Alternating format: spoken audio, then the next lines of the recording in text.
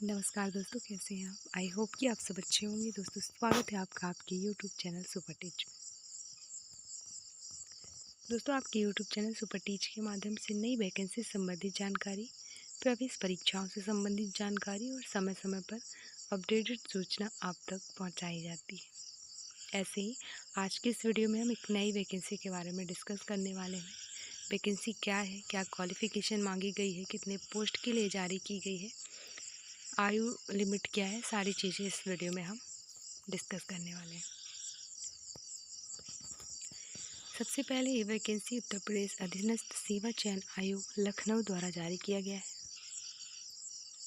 अवर अभियंता सिविल मुख्य परीक्षा है। आवेदन प्रारंभ हो चुके हैं आपका 7 मई 2024 से। आवेदन की अंतिम तिथि है 7 जून 2024। 1 महीने का वक्त है, आवेदन कर सकते हैं। और शुल्क जमा करने की भी अंतिम तिथि 7 जून है। शुल्क समायोजन और आवेदन में अगर संशोधन करना है तो उसकी अंतिम तिथि है 14 जून 2024। कुछ आवश्यक जानकारी दी गई है जिसमें कहा गया है कि आवेदन सबमिट करने व शुल्क जमा करने की अंतिम तिथि जो कि 7/6/2024 है, तब तक आप आवेदन कर दें, अन्यथा उसके बाद किया गया आवेदन या भुगतान किया गया शुल्क स्वीकार नहीं किया जाएगा। अभ्यर्थी द्वारा अपने आवेदन पत्र का प्रिंट आउट तब तक नहीं निकाला जा सकेगा जब तक उसके द्वारा शुल्क जमा नहीं हो जाता। अतः अभ्यर्थी द्वारा बैंक से शुल्क का समायोजन 7 जून 2024 तक अथवा उसके पश्चात विलंबतम 7 दिवस के अंदर अर्थात दिनांक 14 जून 2024 तक अनिवार्य रूप से करा लिया जाएगा। इस अवधि में अभ्यर्थी द्वारा अपने आवेदन पत्र में अनुमन्य विवरण को संशोधित भी किया जा सकता है। अब ये उत्तर प्रदेश अधीनस्थ सेवा चयन आयोग लखनऊ द्वारा अपर अभियंता सिविल मुख्य परीक्षा के अंतर्गत विभिन्न विभागों के नियंत्रणाधीन अवर सचिव अर्थात अवर अभियंता सिविल सहायक विकास अधिकारी के 2819 पद सामान्य चयन तथा अवर अभियंता सिविल के 28 पद जो हैं विशेष चयन सहित कुल रिक्त 2847 पदों पर चयन के लिए ये आवेदन आमंत्रित किए जा रहे हैं। पदों की कुल संख्या कितनी कहला गई? 2847 है। तो ये भर्ती की जाएगी सहायक विकास अधिकारी के लिए 2819 पद पर और अवर अभियंता सिविल के लिए 28 पद, जो कि विशेष चयन के लिए। अब ये जो मुख्य परीक्षा है अवर अभियंता सिविल मुख्य परीक्षा, इसके लिए आवेदन कौन कर सकता है? तो इसके लिए आवेदन केवल वही अभ्यर्थी कर सकते हैं जिन्होंने प्रारंभिक अर्हता परीक्षा PET 2023 का एग्ज़ाम क्वालिफाई किया है और उनका नाम शॉर्ट लिस्ट में आ चुका है। इस परीक्षा में प्रतिभागी हेतु केवल वही अभ्यर्थी ऑनलाइन आवेदन कर सकते हैं जिन्होंने PET 2023 में सम्मिलित हुए हैं एवं उन्हें आयोग द्वारा स्कोर कार्ड जारी किया गया है। प्रारंभिक अर्हता परीक्षा 2023 में वास्तविक स्कोर अथवा नॉर्मलाइज्ड स्कोर में 0 या उससे कम नकारात्मक अंक प्राप्त करने वाले अभ्यर्थी को ये मुख्य परीक्षा हेतु शॉर्ट लिस्ट नहीं किया जाएगा और उन्हें इसमें आवेदन करने की अनुमति नहीं दी जाएगी और वो अपात्र कहलाएंगे। परंतु यह है कि जब तक ये जांच के अधीन है आपका आयोग स्तर से और औपबंधिक श्रेणियों के अभ्यर्थियों के प्रकरणों में अंतिम निर्णय नहीं लिया जाता, तब तक इन श्रेणियों के अभ्यर्थियों को भी आयोग द्वारा आयोजित की जाने वाली मुख्य परीक्षाओं में आवेदन की औपबंधिक रूप से अनुमति इस प्रतिबंध के साथ प्रदान की जाती है कि ऐसे अभ्यर्थियों की मुख्य परीक्षा हेतु शॉर्ट लिस्टिंग व चयन संबंधी अग्रेतर कार्यवाही आयोग द्वारा की जा रही जांच के परिणाम या निर्णय के अधीन होगी। साथ ही यहाँ पे ऑनलाइन आवेदन करने वाले अभ्यर्थियों के लिए आवश्यक सूचना दी गई है, जिसमें आप दी गई वेबसाइट के माध्यम से ऑनलाइन आवेदन कर सकते हैं और इससे संबंधित सारी इन्फॉर्मेशन देख सकते हैं, एक बार रीड कर सकते हैं। इसके अलावा इस पीडीएफ के लिए आप दिए गए टेलीग्राम चैनल की लिंक को ज्वाइन कर लीजिएगा, वहाँ से पीडीएफ मिल जाएगा और उसे आप रीड कर लीजिएगा। साथ ही आवेदन की प्रोसेस बताई गई है और इससे पहले इन्फॉर्मेशन के लिए जो वेबसाइट दी गई थी या फिर ऑनलाइन आवेदन के लिए वेबसाइट दी गई थी वो upSSC.gov.in है, जहाँ से आप जो भी सूचना है प्राप्त कर सकते हैं, आवेदन कर सकते हैं, सारी चीज़ें। फिर आवेदन की प्रोसेस बताई गई है, आपका आवेदन कैसे करना है स्टेप बाय स्टेप। अगर आप खुद करना चाहते हैं आवेदन तो भी कर सकते हैं, क्योंकि इसमें सारी चीज़ें बताई गई है। वेबसाइट से लेकर वेबसाइट के ओपन होने के बाद से पूरी प्रक्रिया कि आप आवेदन कैसे करेंगे, सारी चीज़ें। तो यहाँ पे आप एक बार देख लीजिएगा। आवेदन प्रक्रिया संबंधी निर्देश बताए गए हैं, क्या आपको करना है, क्या क्या जानकारी चाहिए, क्या नहीं चाहिए, सारी चीज़ें। आप दो तरह से क्या बोलते हैं आवेदन कर सकते हैं, एक तो व्यक्तिगत विवरण के द्वारा, दूसरा OTP के माध्यम से। फिर आवेदन संबंधी जानकारी बताई गई है, फिर फोटो तथा हस्ताक्षर।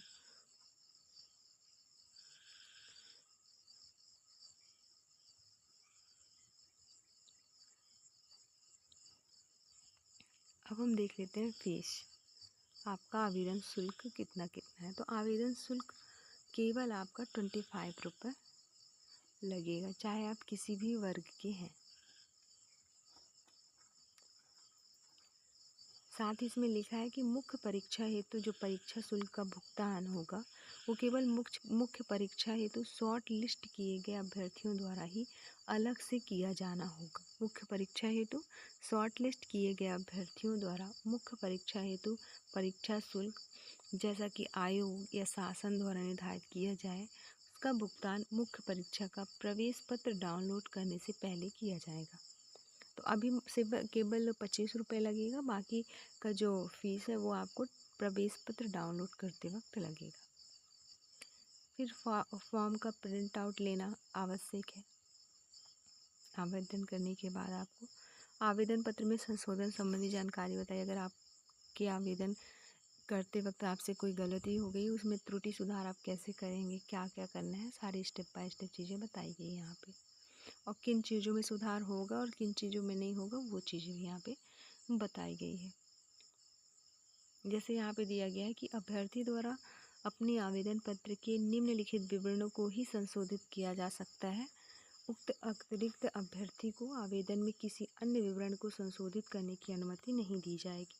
जैसे नाम में वर्तनी की गलती, फिर पिता पति के नाम में वर्तनी की गलती, पत्राचार का पता, अन्य व्यक्ति विवरण जैसे EWS और क्षैतिज आरक्षण की श्रेणी, फिर जाति की श्रेणी, लिंग, आवेदन में अनिवार्य अधिमान्य अर्हता संबंधी दर्ज किया गया विवरण। फिर अभ्यर्थी आवेदन के समय सिलेक्ट किए गए पद या पदों में परिवर्तन कर सकता है एवं उनकी वरीयता भी परिवर्तित कर सकता है। तो ये सारी चीज़ें चेंजेस किए जा सकते हैं। अब पदों का विवरण दिया गया है, यहाँ पे देख लेते हैं। संवर्गवार पदों की संख्या क्या क्या कितनी है, किस वर्ग में, पद का नाम क्या है, डिफरेंट पद हैं, उनकी पदों की संख्या भी अलग अलग है, वेतन भी अलग है, सारी चीज़ें। तो पहला है अवर अभियंता सिविल, जो कि किस विभाग का है, उत्तर प्रदेश लोक निर्माण विभाग एवं लखनऊ, उत्तर प्रदेश लोक निर्माण विभाग लखनऊ। पद का नाम है अवर अभियंता सिविल। वेतन बैंड या ग्रेड पे जो है 9,300 से 34,800 रुपये है। ग्रेड पे रुपये है 4200 और लेवल 6। यहाँ पे पदों की बात करें तो अनरिजर्व के लिए निकाला गया है 513 पद, अनुसूचित जाति के लिए 144 पद, जनजाति के लिए 3 पद, अन्य पिछड़ा वर्ग के लिए 323 पद, ईडब्ल्यूएस के लिए 109 पद। कुल पदों की संख्या जो है 1092 है। फिर दूसरा है ग्रामीण अभियंत्रण विभाग से, पद का नाम है सहायक विकास अधिकारी या अवर अभियंता सिविल। वेतन बैंड 2, वेतनमान 9300 से 34,800, ग्रेड पे 4200, पुनरीक्षित वेतन मैट्रिक्स का लेवल 6 और मूल वेतन जो रहेगा 35,400 रुपये पर मंथ। पदों की संख्या की बात करें तो अनरिजर्व के लिए 421 पद निकाले गए हैं, अनुसूचित जाति के लिए 87 पद, जनजाति के लिए 8 पद, अन्य पिछड़ा वर्ग के लिए 173 पद, ईडब्ल्यूएस के लिए 76 पद, कुल मिला के 765 पद निकाले गए हैं। ये जो पद है यहाँ पे सहायक विकास अधिकारी की, इसकी जो प्रकृति है वो स्थायी है, अर्थात ये स्थायी पद है। अगला पद है जूनियर इंजीनियर सिविल, विभाग है उत्तर प्रदेश जल निगम ग्रामीण, जिसका ग्रेड पे रुपये है 4200 और का वेतनमान है 9300 से लेकर 34,800। अनरिजर्व के लिए 279 पद निकाला गया है। फिर एससी के लिए आपका 145, एसटी के लिए 13, ओबीसी के लिए 187 और ईडब्ल्यूएस के लिए 69 पद निकाले गए हैं। कुल मिला के यहाँ पे 693 पद हैं। वो भी यहाँ पे पद की जो प्रकृति है आपका अस्थायी पद है। फिर अगला है अवर अभियंता सिविल, विभाग का नाम है उत्तर प्रदेश राजकीय निर्माण निगम लिमिटेड।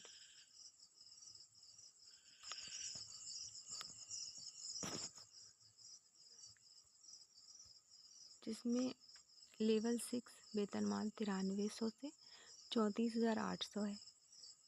पदों की संख्या यहाँ पे रखी गई है अनरिजर्व कैटेगरी के लिए 59, एससी के लिए 31, एसटी के लिए 3, ओबीसी के लिए 39, ईडब्ल्यूएस के लिए 14। कुल मिला के पद है यहाँ पे 146। पदों की प्रकृति अस्थायी। फिर अगला है अवर अभियंता सिविल, उत्तर प्रदेश राज्य सेतु निगम लिमिटेड की,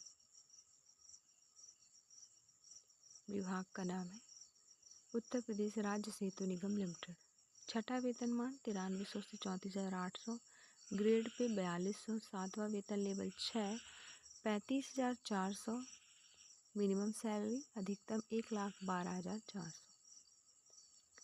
अब अनरिजर्व कैटेगरी के लिए 39 पद निकाले गए हैं, एससी के लिए 20, एसटी के लिए 1, ओबीसी के लिए 27, ईडब्ल्यूएस के लिए 9। कुल मिला के 96 पद हैं स्थायी।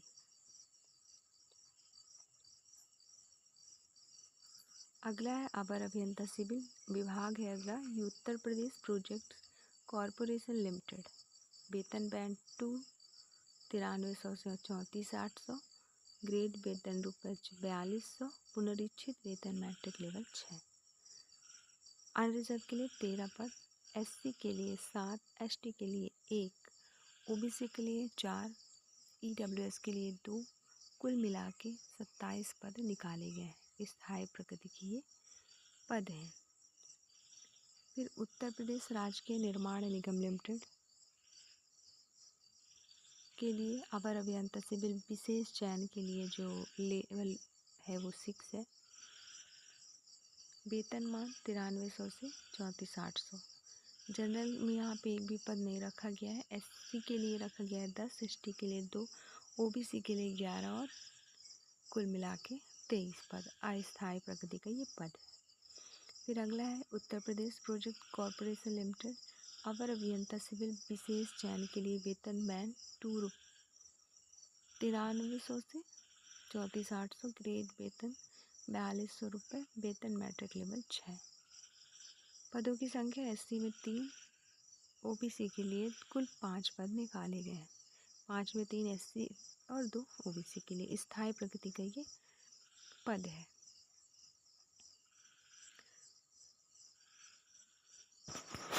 फिर जो ये कुल विज्ञापित पदों के जो सापेक्ष क्षैतिज आरक्षण दिए जाते हैं उनका विवरण यहाँ पे दिया गया है, जिसे आप देख लीजिएगा।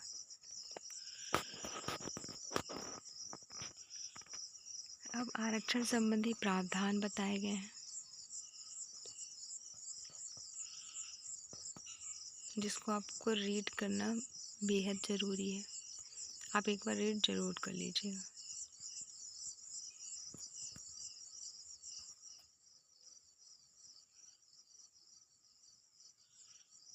अब यहाँ पे जो पद हैं उनसे संबंधित शैक्षणिक योग्यता क्या मांगी गई है।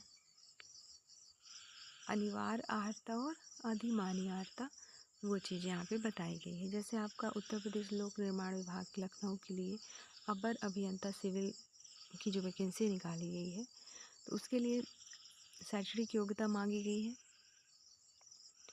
माध्यमिक शिक्षा परिषद उत्तर प्रदेश की हाई स्कूल परीक्षा या सरकार द्वारा मान्यता प्राप्त उसके समकक्ष कोई परीक्षा अवश्य उत्तीर्ण किया हो। दूसरा, प्राविधिक शिक्षा परिषद उत्तर प्रदेश से सिविल अभियांत्रिकी में 3 वर्षीय डिप्लोमा या सरकार द्वारा मान्यता प्राप्त उसके समकक्ष कोई अर्हता होनी चाहिए। फिर अधिमानी अर्हता में उत्तर प्रदेश लोक निर्माण विभाग अपर अभियंता सेवा नियमावली जो दिया गया है इसमें प्रादेशिक सेना में न्यूनतम 2 वर्ष की अवधि तक सेवा की हो। दूसरा, राष्ट्रीय कैडेट कोर का B प्रमाण पत्र प्राप्त किया हो। फिर ग्रामीण अभियंत्रण विभाग के अंतर्गत जो सहायक विकास अधिकारी की वैकेंसी निकाली गई है, उसके लिए जो शैक्षणिक योग्यता मांगा गया है, उसके लिए मांगा गया है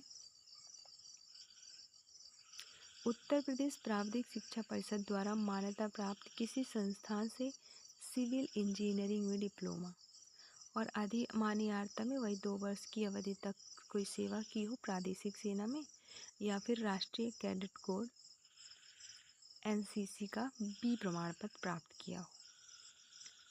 फिर अगला विभाग जो उत्तर प्रदेश जल निगम ग्रामीण के तहत जूनियर इंजीनियर सिविल के लिए वैकेंसी निकाली गई है, उसके लिए जो शैक्षणिक योग्यता मांगी गई है वो है शासन द्वारा मान्यता प्राप्त संस्था विश्वविद्यालय द्वारा जारी किया गया सिविल इंजीनियरिंग में डिप्लोमा। दूसरा, राज्य प्राविधिक शिक्षा परिषद उत्तर प्रदेश लखनऊ द्वारा जारी किया गया पब्लिक हेल्थ इंजीनियरिंग में 3 साल के कोर्स का डिप्लोमा। तीसरा, अन्य अर्हताएं जैसे राज्य प्राविधिक शिक्षा परिषद उत्तर प्रदेश द्वारा मध्य क्रमांक का एवं ख में उल्लिखित डिप्लोमा के बराबर माना जाए। चौथा, अखिल भारतीय तकनीकी शिक्षा परिषद द्वारा सिविल अभियंत्रण में प्रदत्त राष्ट्रीय प्रमाण पत्र। अधिमानी अर्हता में क्या मांगे गए हैं, तो अधिमानी अर्हता में वही चीज़ें जो बाकियों में मांगा गया है, जैसे आपका प्रादेशिक सेवा में 2 वर्ष का न्यूनतम अवधि तक सेवा। दूसरा, NCC का B प्रमाण पत्र। अब अगला विभाग है उत्तर प्रदेश राजकीय निर्माण निगम लिमिटेड के अंतर्गत अपर अभियंता सिविल सामान्य चयन या विशेष चयन के लिए जो पद निकाले गए हैं उसमें शैक्षणिक योग्यता मांगी गई है। अपर अभियंता सिविल के पद के लिए सीधी भर्ती के लिए जो डिप्लोमा इन इंजीनियरिंग सिविल की शैक्षणिक अर्हता, डिप्लोमा इन इंजीनियरिंग की शैक्षणिक अर्हता मांगी गई। फिर अपर अभियंता सिविल के लिए सिविल अभियंत्रण में डिप्लोमा होना चाहिए। फिर अपर अभियंता सिविल सामान्य चयन विशेष चयन, उसके लिए भारत में विधि द्वारा स्थापित किसी विश्वविद्यालय संस्थान द्वारा प्रदत्त सिविल अभियंत्रण में डिप्लोमा, या फिर उत्तर प्रदेश प्राविधिक शिक्षा परिषद द्वारा प्रदत्त सिविल अभियंत्रण में डिप्लोमा, या अखिल भारतीय प्राविधिक शिक्षा परिषद द्वारा सिविल अभियंत्रण में प्रदत्त राष्ट्रीय प्रमाण पत्र, या फिर प्राविधिक शिक्षा परिषद उत्तर प्रदेश द्वारा सिविल या ग्रामीण अभियंत्रण में प्रदत्त 3 वर्ष का डिप्लोमा। फिर आपका अधिमान या अर्हता में प्रादेशिक सेना में न्यूनतम 2 वर्ष की अवधि तक सेवा की हो। दूसरा, एनसीसी को का बी प्रमाण पत्र प्राप्त हो। तीसरा, प्रशिक्षणार्थी के रूप में 1 वर्ष का प्रशिक्षण सफलतापूर्वक पूर्ण कर लिया हो। अब आयु सीमा देखेंगे, किस विभाग के निकले हुए पद के लिए कितनी आयु सीमा मांगी गई है। तो जो अवर अभियंता सिविल है आपका लोक निर्माण विभाग के लिए, उसमें न्यूनतम आयु रखी गई है 18 वर्ष, अधिकतम आयु 40 वर्ष। फिर सहायक विकास अधिकारी के लिए न्यूनतम आयु 18 वर्ष, अधिकतम आयु 40 वर्ष रखी गई है।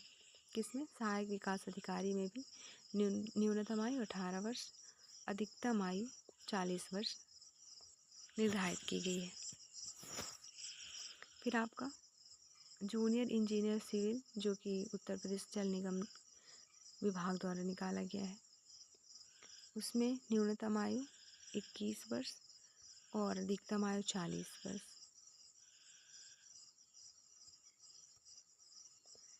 फिर अपर अभियंता सिविल समान चयन विशेष चयन के लिए जो आयु रखी गई है, इसमें न्यूनतम 18 वर्ष और अधिकतम 40 वर्ष रखा गया है।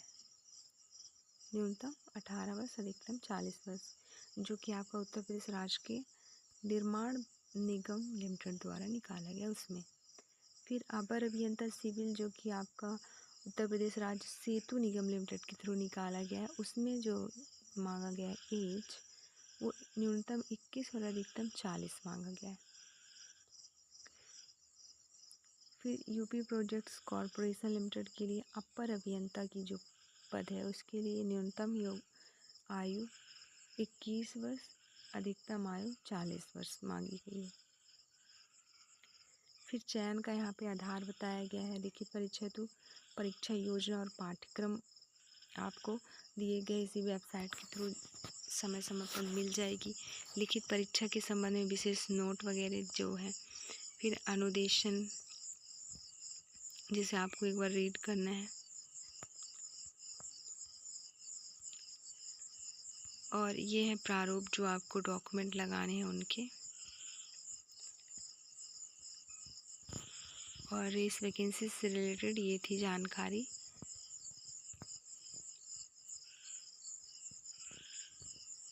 ये पूरी चीज़ें दी गई यहाँ पे, और ये नीचे जो है ना सिलेबस दिया गया है।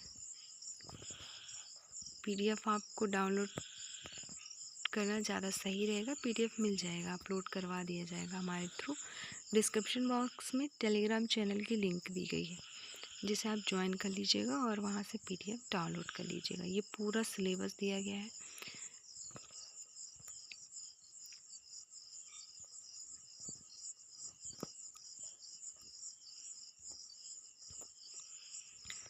दोस्तों, ऐसे ही नई वैकेंसी संबंधित जानकारी के लिए देखते रहें यूट्यूब चैनल सुपर टीच, क्योंकि हमारे यूट्यूब चैनल सुपर टीच के माध्यम से सभी तरह के गवर्नमेंट जॉब से संबंधित नोटिफिकेशन समय रहते आप तक पहुंचाई जाती है। वीडियो अच्छी लगी हो तो लाइक शेयर सब्सक्राइब ज़रूर करें। वीडियो देखने के लिए आपका बहुत बहुत शुक्रिया।